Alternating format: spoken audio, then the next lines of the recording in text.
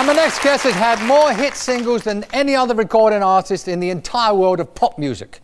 And if that's not enough, he's right now starring in a musical which has the biggest box office advance in history. Who else? Cliff Richard!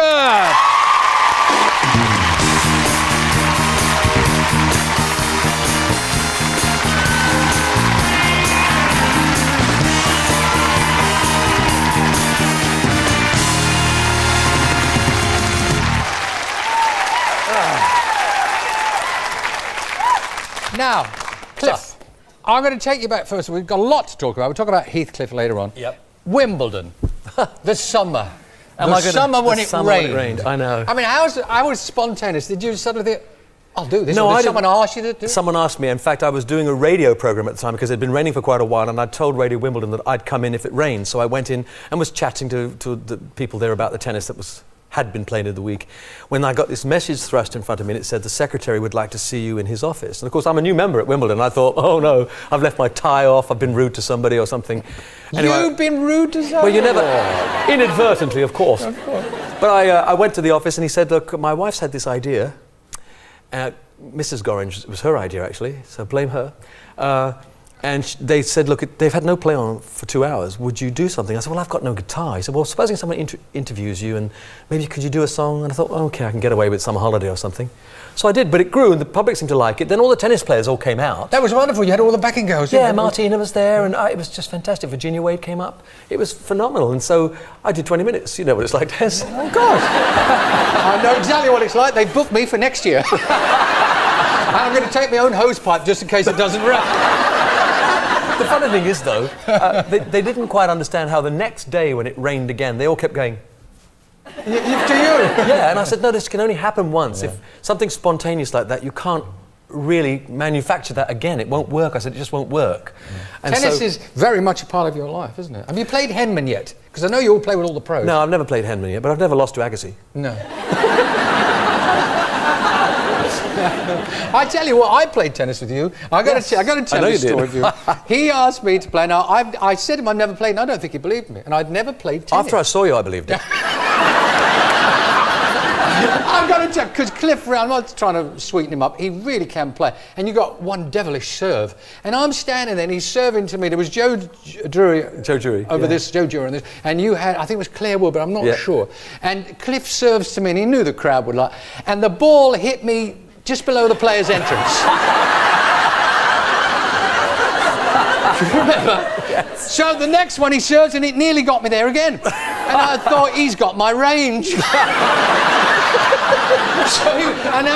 They really whistle past you, these serves. So he went and I could see the glint in his eyes. You got the bit between. So I said, just a minute, Cliff. And I went over to the side and there was a wooden hoarding. Yes. And I brought it back and stuck it in front. Yes, I do. But they're wonderful occasions. I mean, you get a lot of money for charity and for your the New Stars system. Yes, I've got a thing called the Cliff Richard Tennis Trail, and what we do is take tennis round to inner cities around the country, and we've introduced tennis to multiple tens, if not hundreds of thousands of youngsters now, because you can't get a Tim Henman at the top unless you've got a bedrock of people playing at the bottom. And now we've got Tim. Okay, he's not at the very top at the moment, but there's every chance. There's every chance he'll be in the top 20, and he has the talent to break into the 10. But if we want a Sampras or a Becker, you need a load of people playing tennis in the country from a very young age. And I always think our brief is not to find a champion, it's to bring health and some enjoyment to the nation. You can't all be champions. No, of course not, because if you're playing tennis at the age of 8, you can still play it when you're 80, you know, with Des. What are you looking at me for? But, no, you can play within your standard. And I'll get you playtime. Listen, it's a great sport. It is a great sport. Since you were last on the show, you have the Knighthood and you're now Sir Cliff. Yes. Is that,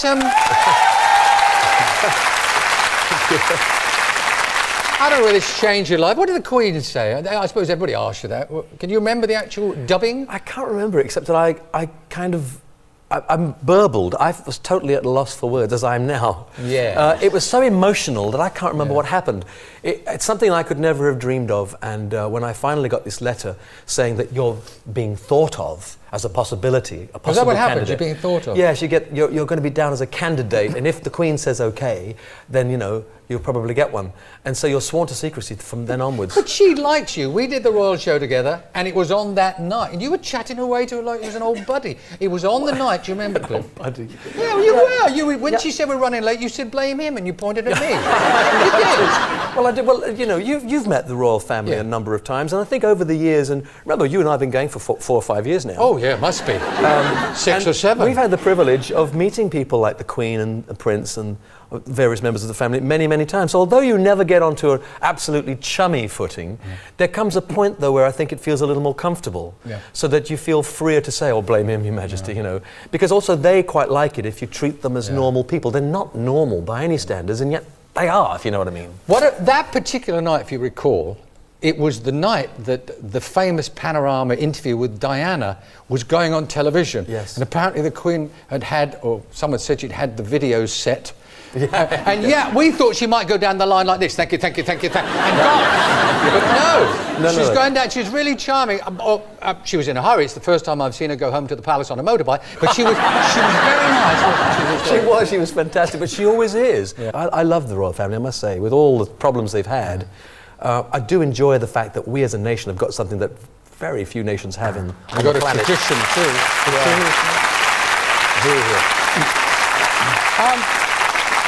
I read, it was on another subject totally here, that you said if the time ever comes when you think you need plastic surgery, but this is what it said. I'll go to your surgeon.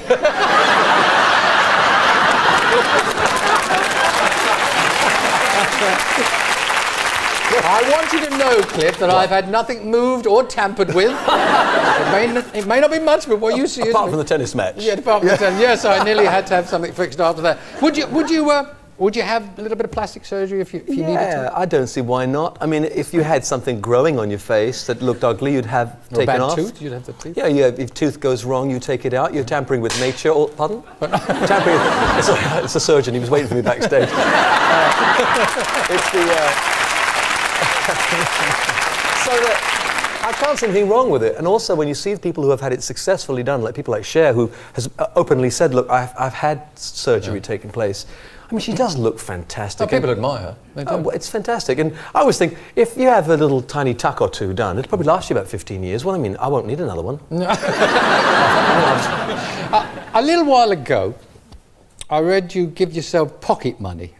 I mean, you earn a lot of money, Cliff. I mean, and you put apparently 2 million into this musical of your own money. And that you give yourself pocket money.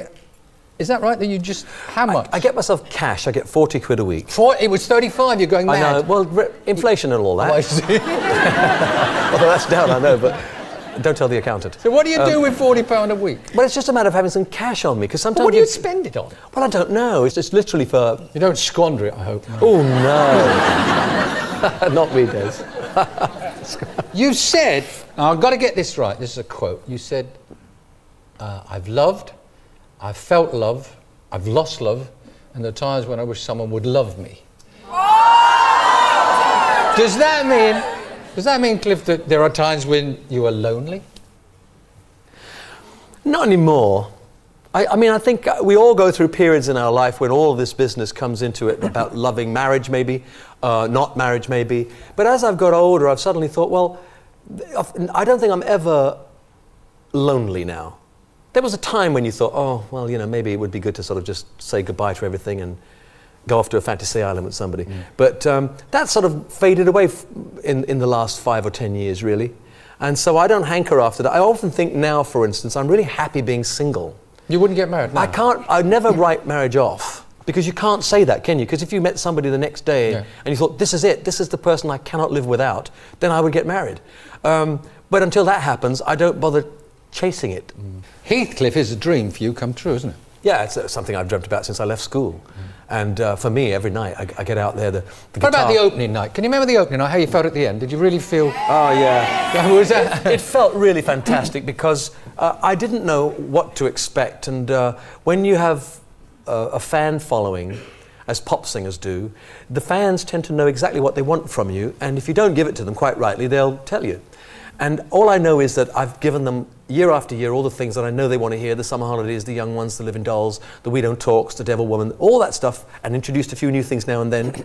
But Heathcliff needed for them to look at me and see me in a completely different light. And what thrilled me was, some fans have said to me, give it half an hour, they said, we actually forgot it was you. And when my sisters tell me that... That's great. They couldn't say anything better, actually, could they? No, it's the biggest compliment ever, because I have to be somebody else. It's a real emotional, passionate thing, isn't it? It is, yeah. I nearly said on the moors. On your Cliff Richard, ladies and gentlemen, could do a song from who? Thank you, Cliff. Cliff Richard.